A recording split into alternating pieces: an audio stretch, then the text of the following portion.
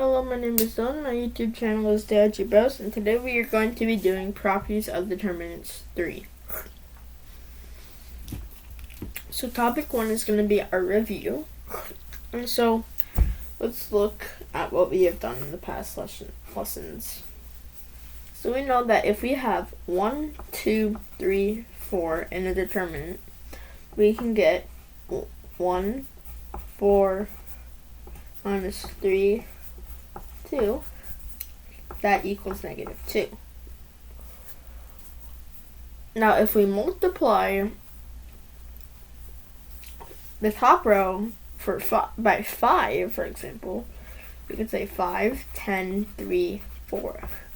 And this will give us 5, 4, minus 10, 3.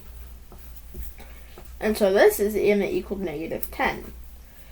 And so what we did here is we multiplied the top row by 5. And what happened to the answer? It was multiplied by 5. So let's look at another example where we use the column instead.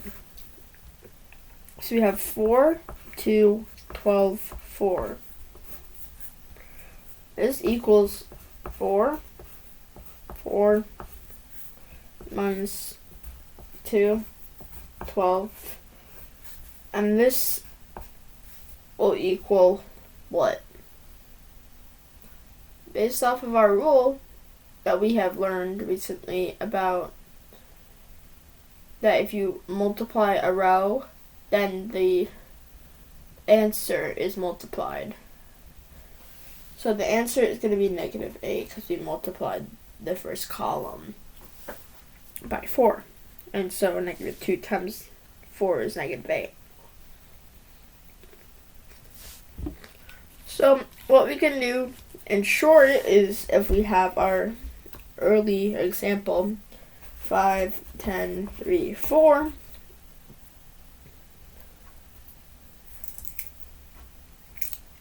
it would equal negative 10.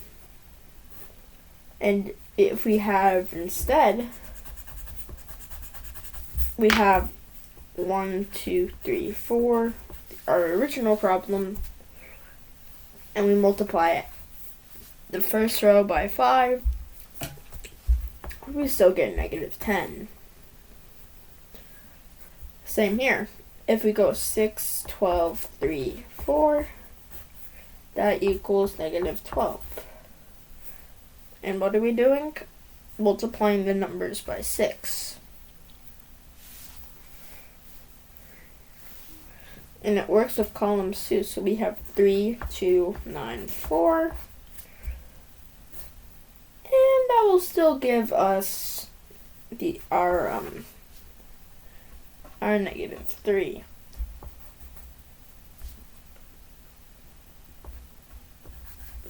Multiplying it by 3. Now to review, if we have, let's say, a 3 by 3 that has 0, 0, and 0, and 4, 5, 6, 7, 8, 9, this would equal, without having to do all this work, where we write everything out. Here though. We just know it's all gonna equal 0. Because if one of these two numbers is 0, then everything equals 0. And since it's all in a row or column, that forces everything to equal 0.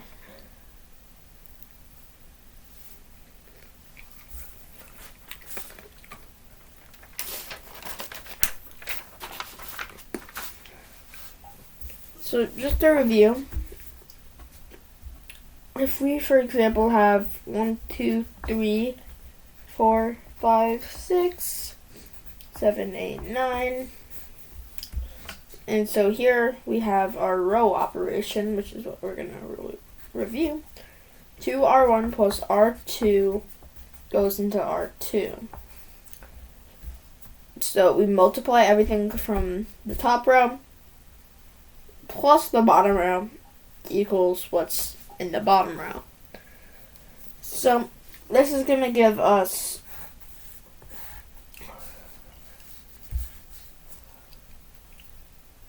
1, 2, 3, 6, 9, 12, 7, 8, 9.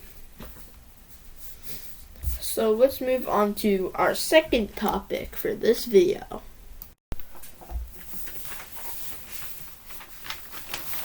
So our second topic for this video is going to be the determinant of an upper triangle. So we're going to look at when you have, let's make it a 4x4. When you're doing Gaussian elimination, if you don't know what that is, check out other videos. But what we can do is we can, once we get to the end of it, we have something that looks like this.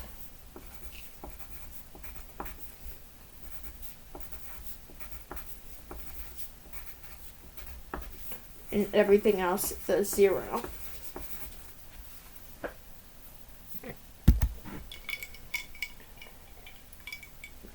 So what we can do for a shortcut, instead of having to work everything out, is we can just take these numbers for our answer. So in this case, our answer, without even having to do any work from this point on, is going to be 24. Because 1 times 2 equals 2. 2 times 3 equals 6. 6 times 4 equals 24.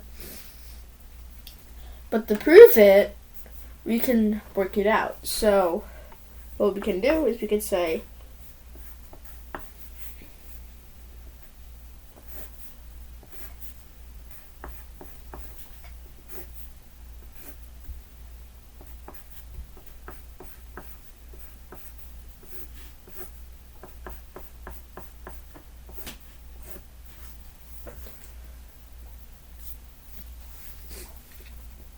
so we know that this is going to be 1, and this is going to be 0, 0, 0, and this is also going to be 1.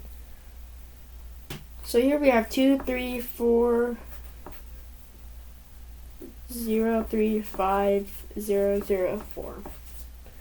And so since what we reviewed and also learned in previous videos is that these 3 determinants, we don't even have to solve or even bother with them, because since they have the zeros, that means they don't solve anything. Like, they can't do anything. They're just going to equal 0. So what we're left with is 1, 1,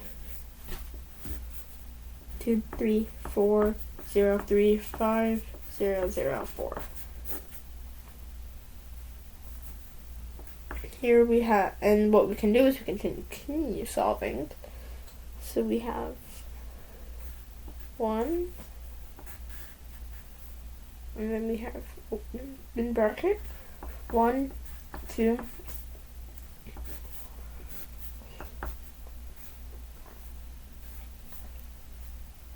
1, 0,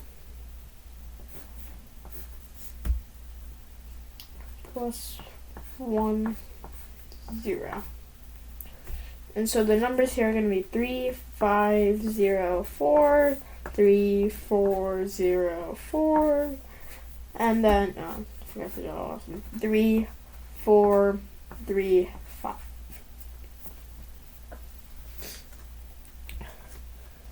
And so, like we said before, we could essentially eliminate everything through here. And so what we're left with is 1, 2, 3, 4, minus 0, 5. And so that equals 1, 2, and then 12 minus 0, this is 0, so it's just 3, 4. And so 1 times 2 times 3 times 4 is what we're left with. And so, in the end, that's going to give us 24, which is going to revert back to what we said earlier.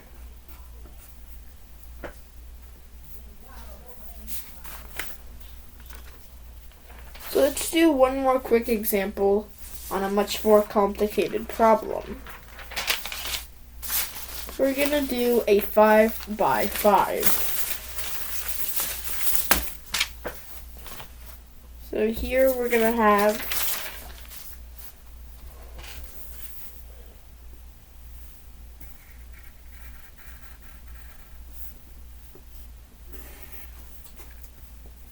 1, 2, 3, 4, 5, 2, 7, 9, 3, 3, 4, 5, 4, 2, 5.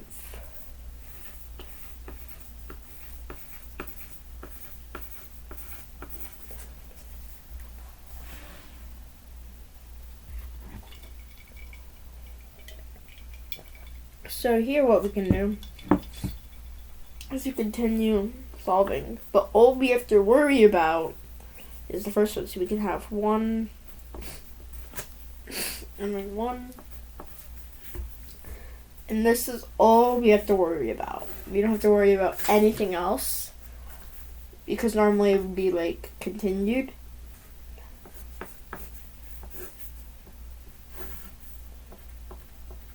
But since we've discovered since everything is going to equal to 0 past this, we only have to worry about this. And so when we fill this out, we get 2, 7, 9, 3, 0, 3, 4, 5, 0, 0, 4, 2, 0, 0, 0, 5.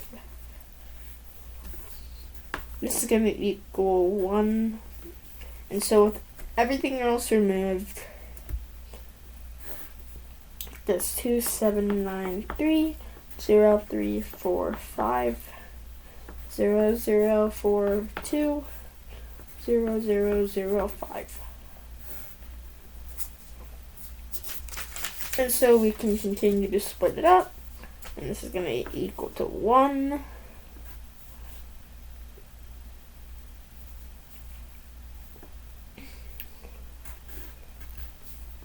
1, 2, 3, 4, 5, 0, 4, 2, 0, 0, 5, and then so on, but we know that this is all we need to know. Next we would have, it would be 2, 1, 3, 4, 2, 0, 3, and then, just continue it. And then once we solve that, what we get is we end up with the numbers 1 times 2 times 3 times 4 times 5, which proves our point of that if you multiply these, you get our answer. You don't even have to work. Thank you guys for watching. I hope you enjoyed, and I'll see you next time. Bye.